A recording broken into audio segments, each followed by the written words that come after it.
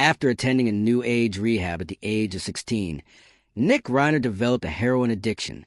Nick Reiner, an accused double murderer, once acknowledged that he only developed a heroin addiction after his parent enrolled him in a cutting-edge recovery center in the Utah wilderness when he was just 16 years old.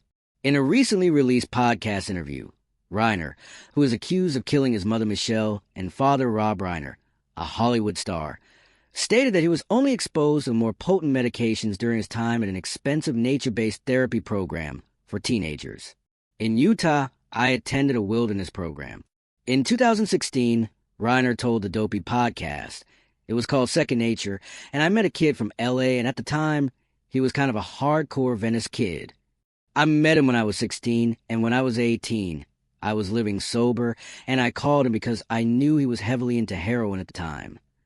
The 32-year-old disturbed middle son of the legendary director claimed that after that, he went to Skid Row with his former rehab friend and shot up for the first time. The point of the story is that the heroin seed was planted by the first time I was ever in rehab, and the person I got it from was a guy I met in rehab about 3 years later. Reiner explained. It exposed me to a wider demographic of people, despite all the negative things I believe it did to me. Established in 1998 by doctors, the nature-based program isolates teenagers between the ages of 13 and 17 in the woods in an effort to break their bad behaviors.